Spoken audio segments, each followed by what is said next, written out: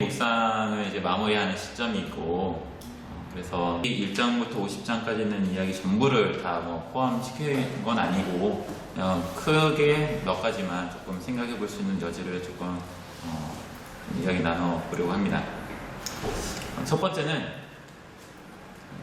제가 이제 강의하면서도 말씀드렸지만, 창세기 자체는 10개의 톨레도트, 그러니까 족보라고 표현되어 있는 10개의 톨레도트를 통해서 오래된 이야기들을 이제 뽑아내고 있다는 거예요.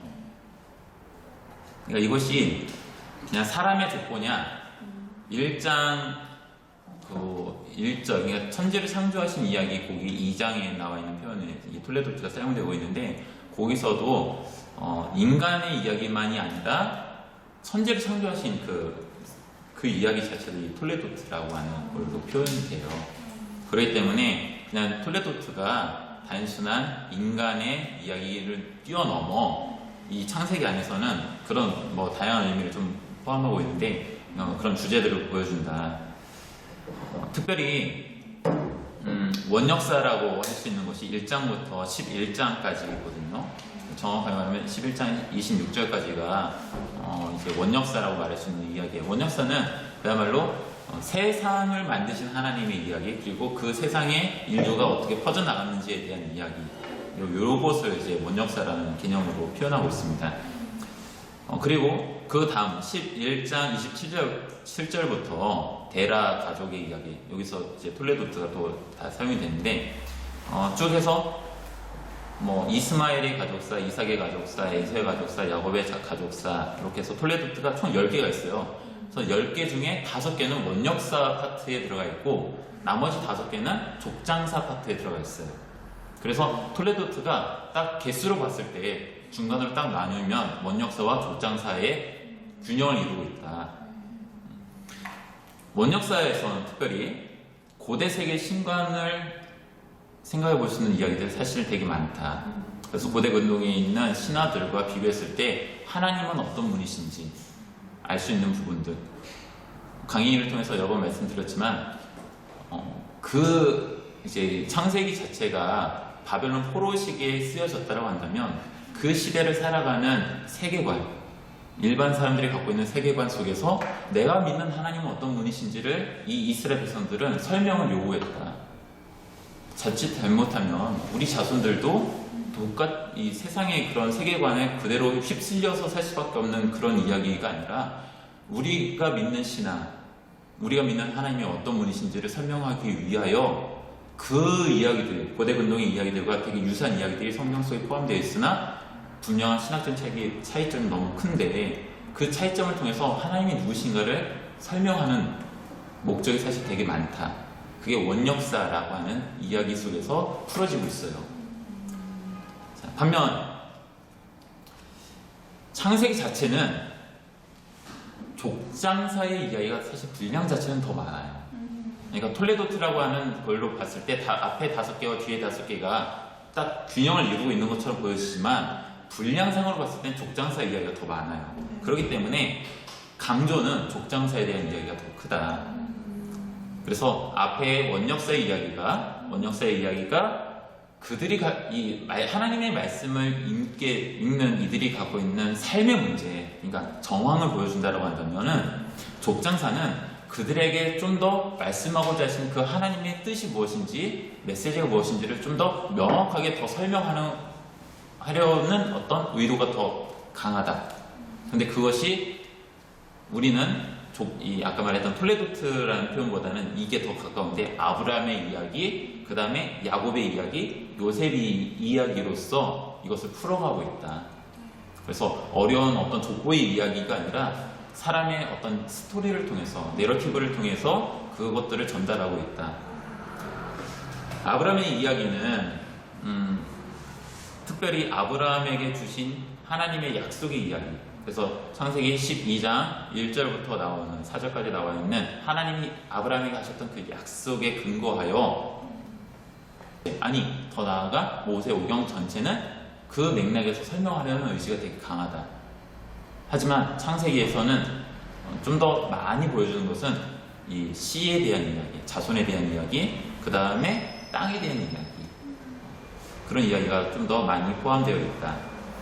그리고 창세기가 최종 편집되었을, 그러니까 전승이 있었지만 그것이 지금 우리가 보는 형태의 창세기로 최종 편집되었을 시기를 대부분의 학자들은 이제 바벨론 포로기로 이제 보는데, 만약 그렇다라고 한다면은 이 이야기는 더 중요해요. 창세기 이야기가 맨 마지막에 어디로 왔냐?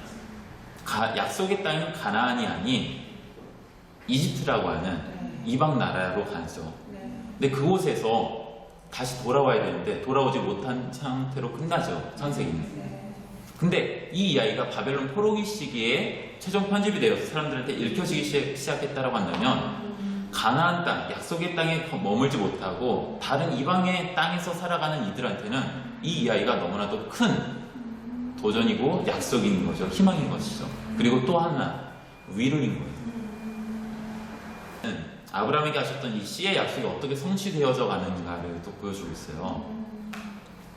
아브라함에게 하신 약속 4가지가 있는데, 그것이 첫 번째는 이제 자손의 땅에 대한 이야기, 두 번째가 자손에 대한 씨에 대한 이야기, 세 번째가 복에 대한 이야기, 네 번째가 열방의 복.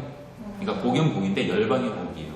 그래서 이게 유대인 관점에서 보면은 유대인만을 향한 하나님인 것 같지만, 이미 아브라함에게 하신 말씀이 아브라함을 통하여 세상의 모든 민족이 복을 누릴 것이라고 하는 메시지가 담겨 있거든요.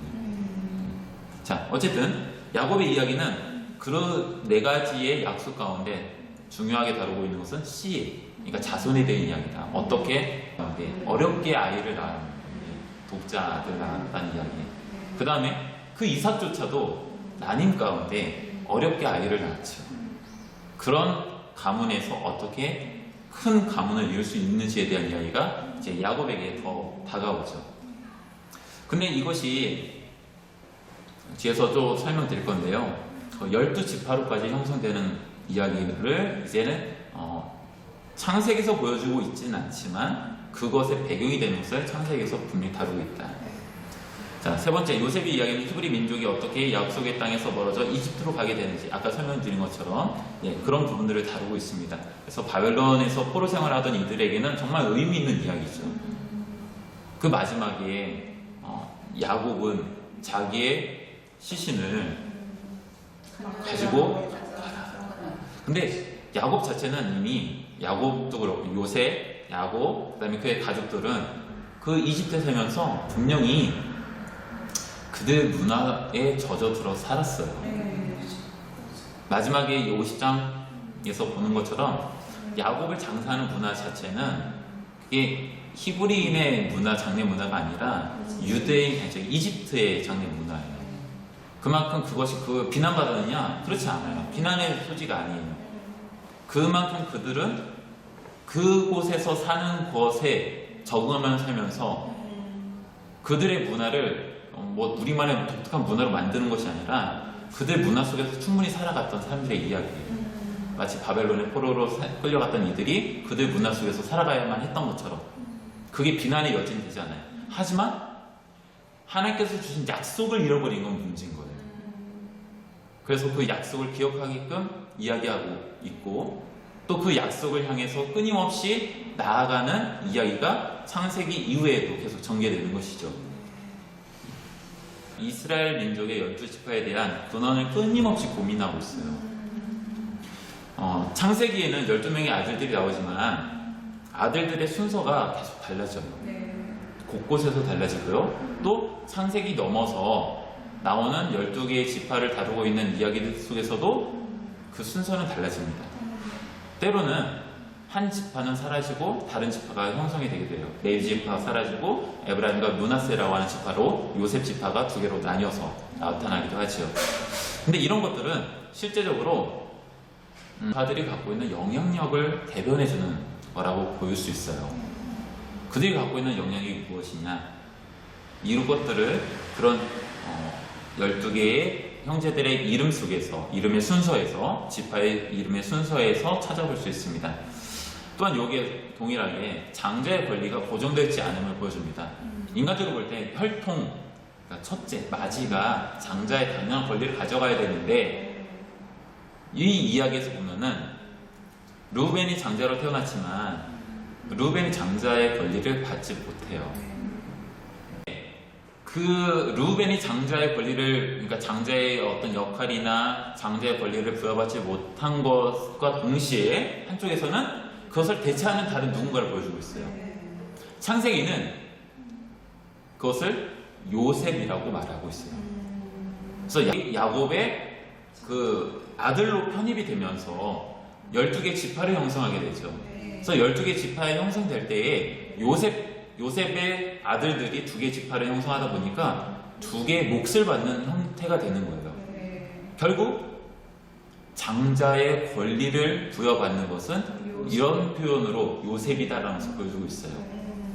하지만 더 넓은 구약 전체에서 봤을 때에 이 이야기가 거기서 끝나지 않는다는 거죠. 좀 더 복잡한데, 왜냐하면 계속해서 형제들 안에서 장자의 역할을 하는 사람은 유다예요. 유다에 대한 집중이 계속해서 드러나고 있어요.